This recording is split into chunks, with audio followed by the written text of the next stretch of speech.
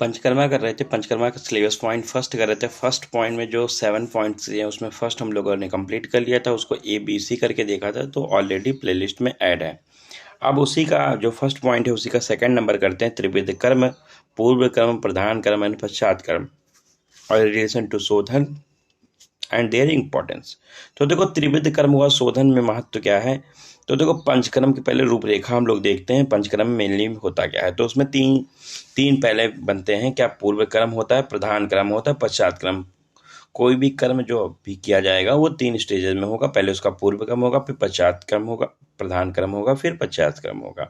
तो इन 3 कर्मों के द्वारा ही पंचकर्म को सफल किया जाता है। तो देखिए यहाँ एक सारणी बनी हुई है, तो थोड़ा सा आपको ध्यान रखना है, काफ़ी चीज़ें आपको आती भी हैं इसमें।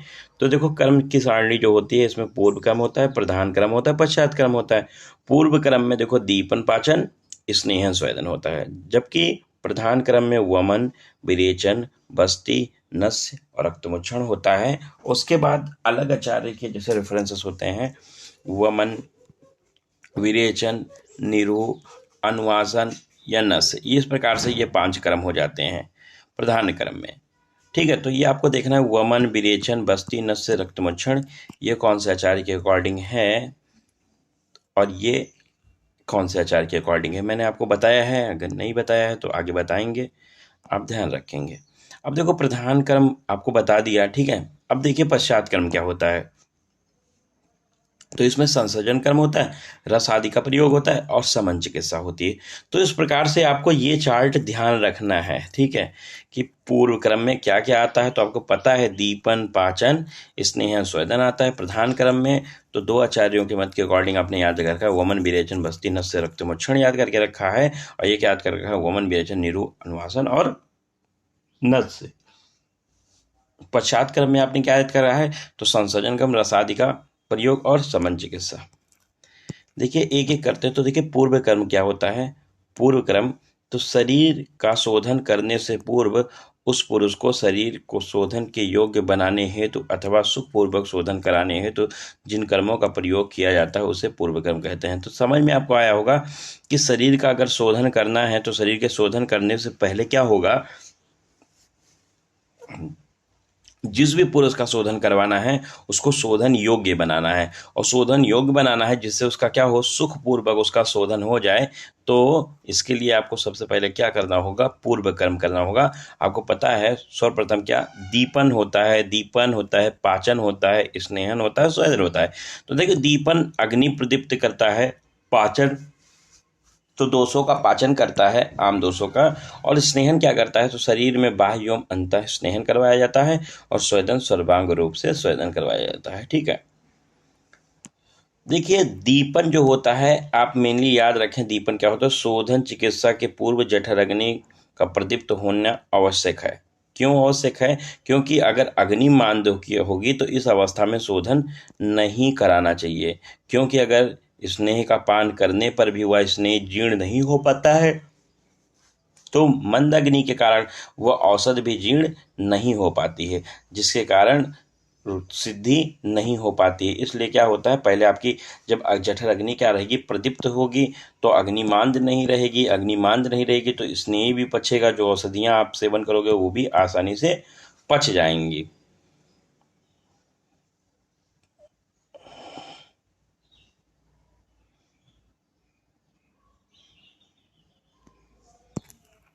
अब देखिए इसी प्रकार शरीर में उपस्थित साम दोषों का पाचन कराना भी आवश्यक होता है। साम दोषों का पाचन के लिए किए बिना शोधन कराने पर दोषों का निहरण नहीं होता है तथा अत्यधिक कष्ट होता है। तो इसलिए साम दोष का पाचन करवाना चाहिए और फिर आपको शोधन करवाना चाहिए। अगर ऐसा आप नहीं करवाते हो तो दोषों का निहरण नहीं होगा और बहुत सारा कष्ट देखने को मिलेगा। अब देखिए बात करते हैं स्नेहन की। तो स्नेहन क्या होता है, तो आपको पता है स्नेहन 4 होते हैं चतुर्विध स्नेही। GMVT करके याद करते हैं, G फॉर घृत, M फॉर मज्जा, B फॉर वसा, T फॉर तैल। तो देखो ये स्नेह जो होते हैं, ये स्नेह प्योरली सेवन किए जा सकते हैं या किसी के मक्स के साथ सेवन किया जा सकता है। देखो, जब किसी को केवल स्नेह या अच्छे, इसी को बोलते हैं अच्छे स्नेह दिया जाता है, पान कराया जाता है, और किसी को ये भात में यूस आदि के साथ मिलाकर स्नेह पान कराया जाता है। तो जो केवल कराया जाता है उसे अच्छे स्नेह कहा जाता है, लेकिन जो मिक्स करके कराया जाता है वो स्नेह की परिविचारणाओं के रूप में प्रयोग किया जाता है। ठीक है। तो देखो, शोधन से पूर्व स्नेहन कर्म एक आवश्यक पूर्व कर्म है। बिल्कुल, स्नेहन का तात्पर्य स्निग्धता से है, अर्थात वह प्रक्रिया जिससे शरीर में स्निग्धता उत्पन्न की जाए उसे स्नेहन कहते हैं। तो ये बात हमको समझ में आई कि किससे इसका संबंध है, स्नेहन से, स्निग्धता से है, और स्निग्धता मतलब शरीर में स्निग्धता करवाता है। ठीक है। अब देखो, स्नेहन से क्या होता है, तो स्नेहन से शरीर के बाह्य एवं अभ्यंतर दोनों स्रोतों का निर्मलीकरण होता है। ठीक है। मतलब बाहर से और अंदर से, दोनों तरफ से क्या होता है, निर्मलीकरण हो जाता है, तथा उसमें जो दोष होते हैं वो स्नेह के प्रभाव के साथ कारण वो क्या हो जाते हैं, क्लेदित और विसंदित होने लगते हैं, और होकर वो चलायमान अपनी स्थान से वो बढ़ने लगते हैं, जिससे शरीर में क्या उत्पन्न होती है, स्नेह से स्निग्धता आ जाती है, श्रवणशीलता आ जाती है, कोमलता आ जाती है, चिपचिपापन आ जाता है, और आप घटक का प्रमाण भी बढ़ जाता है। अब देखो, शरीर में आप द्रव्य जब बढ़ जाएगा तो इसमें सर एवं द्रव्य गुण बढ़ने से क्या होता है, श्रवणशीलता और बढ़ जाती है, जिससे वह क्या होता है, सुखपूर्वक दोष जो होते हैं वो कहाँ आ जाते हैं, कोष्ठ में आ जाते हैं। तो स्निग्धता कैसे वर्क कर रहा है ये आपको यहाँ समझ में आया होगा कि स्निग्धता से क्या तात्पर्य है। स्नेह से स्निग्धता होता है, स्निग्धता से क्या होता है, शरीर में स्निग्धता उत्पन्न की जाती है। इससे क्या होगा, तो आपको इससे पता है कि ये बाह्य और अभ्यंतर दोनों तरफ से होता है, दोनों तरफ से स्रोतस का निर्मलीकरण हो जाएगा। उससे क्या होगा, तो उससे जो होंगे उसमें स्नेह का प्रभाव के कारण क्या होता है, क्लेदंतित और विसंदित होने के अपने स्थान से चलायमान हो जाएंगे, और साथ में स्निग्धता के कारण वहाँ पे श्रवणशीलता, कोमलता, चिपचिपापन, ये सारी चीजें आपके घटक देखने को मिलता है। और जब आप पे घटक ज्यादा होगा तो सरियम द्रव्य गुण बढ़ जाएगा, इससे क्या होगा, श्रवणशीलता बढ़ जाएगी, तो आराम से दोष जो होंगे सुखपूर्वक कहाँ आ जाएंगे, कोष्ठ में आ जाएंगे। और आपको पता है कोष्ठ में ला कर ही उन्हें निकटतम मार्ग द्वारा बाहर निकाला जाता है। देखो, स्वेदन क्या होता है, तो स्वेदन दोषों को कोष्ठ में लाने के लिए पंचकर्म में बताए गए पूर्व क्रम में स्नेहन स्वेदन का सर्वप्रथम कराना आवश्यक होता है। तो आपको जैसे स्नेहन आपने कराया उसी प्रकार से आपको स्वेदन भी पूर्व क्रम के रूप में करवाना होता है। स्वेदन का गुण क्या होता है, तो उष्ण एवं तीक्ष्ण गुणों के कारण ये दोषों का पाक होता है, और तथा दोषों का पाक से वह शिथिल पड़कर अपने स्थान को छोड़ देते हैं। स्वेदन में स्रोतों मुख का फैलाव भी हो जाता है, जिससे क्या होता है, स्रोतों में गए हुए मल वो श्रवण हो जाता है, और वह जिससे वह शोधन विशोधन होता है। तो यहाँ पे आपने देखा कि क्या होता है, उष्ण उष्ण और तीक्ष्ण गुण होता है, जिससे क्या होता है, दोषों का पाक होता है। और जब दोषों का पाक होगा तो दोष क्या होंगे, शिथिल पड़ जाएंगे, और जब शिथिल पड़ जाएंगे तो अपने स्थान को वो छोड़ देंगे, और छोड़ देंगे साथ में स्वेदन क्या करेगा, स्रोतों के मुख को फैलाव देगा। ठीक है, फैला देगा। उससे क्या होगा, तो स्रोतस में गए हुए जो मल होते हैं वो श्रवणित होने लगते हैं, ठीक है, पिघलने लगते हैं, बहने लगते हैं, जिससे क्या होता है, उनका विशोधन आसानी से किया जा सकता है। ये स्वेदन था। देखो, आगे और पढ़ोगे तो स्वेदन से क्या होता है, दोष यो मल स्नेह में घुल जाते हैं। स्नेह आपने क्या था, स्नेहन, तो चिपचिपापन और द्रव्य मात्रा बढ़ती ज्यादा थी, उसी में ये घुलने लगे, और जब ये घुलने लगे हैं तो आप धातु के साथ मिलकर ये कुछ स्वेद के रूप में, अब आप पे मतलब जल घटक होता है, जल के साथ मिलकर ये कुछ पसीने के रूप में बाहर आ जाते हैं, बाहर निकल जाते हैं, तथा कुछ होते हैं जो मूत्र के रूप में बाहर निकल आते हैं। ठीक है।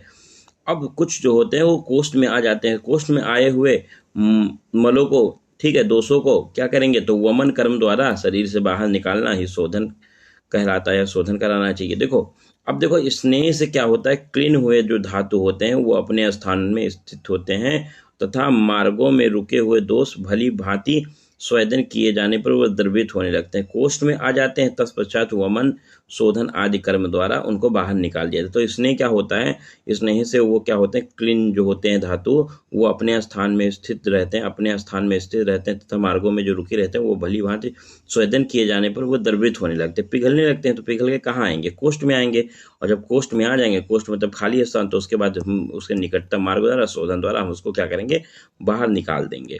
तो यहाँ पे आपने देखा, जो स्नेहन और स्वेदन से चलायमान एवं स्निग्ध रसों के कारण प्रकुपित एवं कोष्ठ में पहुंचे मनुष्यों के दोष संशोधन के द्वारा सुखपूर्वक निकाल दिए सकते हैं। ठीक है। तो इसमें आपने देखा स्नेहन और स्वेदन से जो दो स्लायमान हुए थे और स्निग्ध रसों के कारण वो प्रकुपित हुए थे, वो कोष्ठ में पहुंच चुके होते हैं। कोष्ठ द्वारा मनुष्य में जो होता है संशोधन के द्वारा उनको सुखपूर्वक बाहर निकाल दिया जाता है। तो स्नेहन एवं स्वेदन दोषों को शरीर से बाहर निकालने में सामर्थ्य नहीं होता। सिर्फ और सिर्फ आपने देखा कि स्नेहन स्वेदन तो दोषों को निकाल रहा है, नष्ट कर रहा है, बट सिर्फ और सिर्फ यही दोनों रिस्पॉन्सिबल नहीं होते हैं दोषों को बाहर निकालने में। मात्र ये सिर्फ और सिर्फ सहायता प्रदान करते हैं, मतलब सिर्फ हेल्प करते हैं। अतः इनका वर्णन प्रधान क्रम के अंतर्गत न करके पूर्व क्रम के रूप में किया जाता है। इसीलिए ये स्नेहन स्वेदन प्रधान क्रम ना होकर ये क्या होते हैं, पूर्व क्रम होते हैं। आप यहाँ देखेंगे स्वेदन के दो प्रकार होते हैं, साग्नि और नीलाग्नि। तो साग्नि जो होती है वो 13 प्रकार की होती है और नीलाग्नि जो होता है 10 प्रकार का होता है। कुछ एग्जाम्पल जैसे मैंने लिख के रखा है, नीलाग्नि में व्यायाम हुआ, उष्ण सदन हुआ, गुरु प्रवारण हुआ, ठीक है, क्रोध क्षुधा, ये बिना अग्नि किसके संयोग की ये सारी चीजें होती हैं नीलाग्नि। और 13 प्रकार के जो होते हैं साग्नि, उसमें शंकर, प्रस्तर, नाड़ी, जंताक, ये सारे हैं। और आप याद रखें इनका रेफरेंस की बात करें, ये चरक सूत्र 14 स्वयं अध्याय के रेफरेंस हैं। अब बात करते हैं प्रधान क्रम की। तो देखिए